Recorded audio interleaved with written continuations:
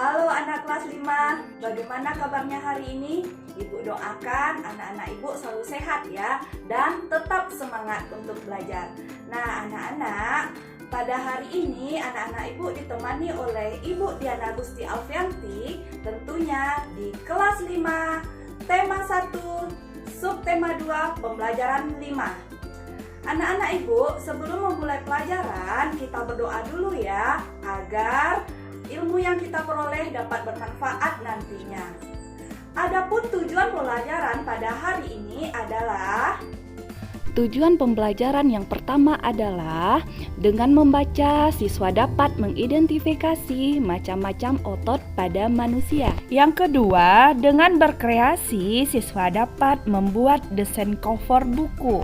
Dan yang ketiga, dengan membaca, siswa dapat menentukan ide pokok masing-masing paragraf.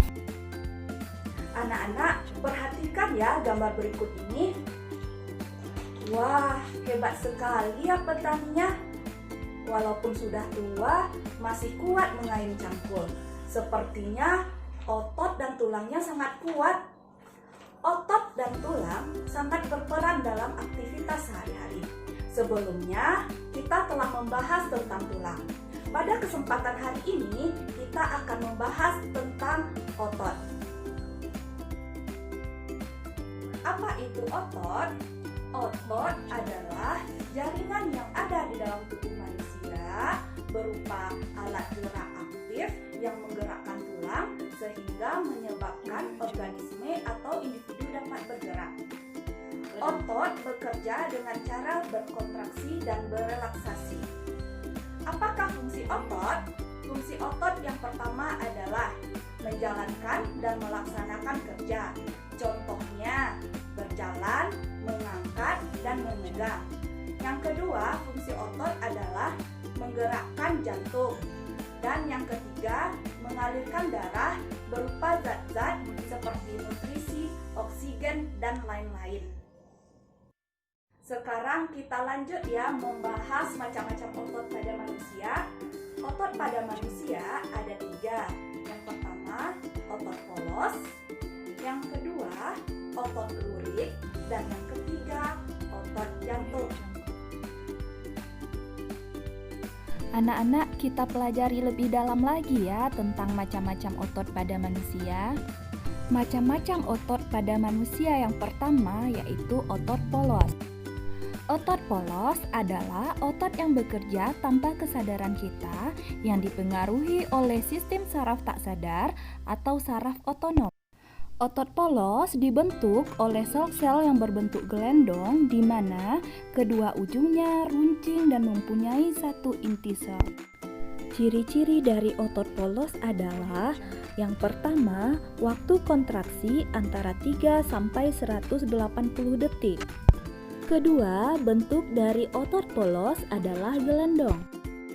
Ketiga, terletak pada organ dalam. 4. Memiliki satu inti sel yang berada di tengah. 5. Pergerakan dari otot polos lambat dan mudah lelah. 6. Dipengaruhi oleh saraf otonom. 7. Otot polos biasanya berada pada bagian usus, saluran peredaran darah, dan otot saluran kemih. 8. Tidak diperintah oleh otak atau tidak dipengaruhi oleh otak.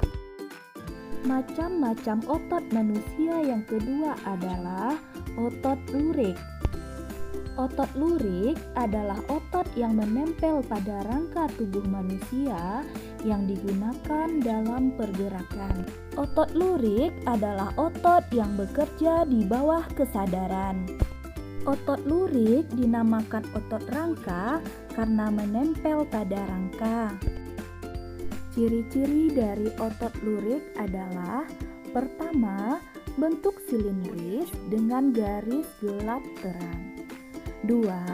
Melekat pada rangka. 3. Bekerja secara sadar dengan perintah otak. 4. Cepat dan mudah lelah. 5. Bentuk yang panjang dan memiliki banyak inti sel atau multisel. 6. mempunyai pigmen mioglobin. 7. Inti sel yang berada di tepi. Macam-macam otot pada manusia. Yang ketiga adalah otot jantung. Otot jantung adalah otot yang bekerja secara terus-menerus tanpa istirahat atau berhenti. Otot jantung merupakan perpaduan antara otot lurik dan otot polos. Otot jantung berfungsi dalam memompa darah ke seluruh tubuh. Otot jantung bekerja di bawah kesadaran manusia. Saraf yang mempengaruhi otot jantung adalah saraf simpatik dan parasimpatik. Ciri-ciri otot jantung. Pertama, otot jantung berbentuk silindris. 2. Memiliki percabangan. 3. Otot jantung terletak pada jantung. 4. Memiliki satu inti sel yang berada di tengah. 5. Bekerja tanpa kesadaran manusia. 6. Bekerja terus-menerus dan tidak membutuhkan istirahat. Anak-anak ibu, masih ingatkah kamu dengan ide pokok? Ide pokok adalah ide atau gagasan yang menjadi dasar sebuah paragraf. Cara menentukan ide pokok adalah dengan cara menemukan kalimat utama dalam sebuah paragraf. Kemudian, kalimat utama itu diringkas menjadi sebuah ide pokok.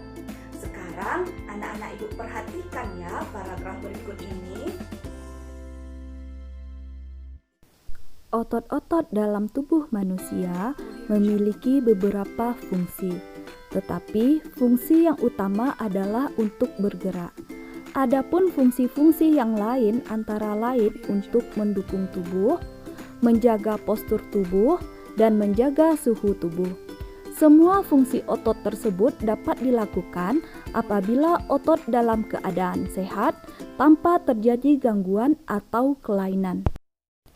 Anak-anak, kalimat yang ada di dalam kotak merah di atas merupakan kalimat utama. Kalimat utama inilah yang nantinya akan kita ringkas menjadi sebuah ide pokok.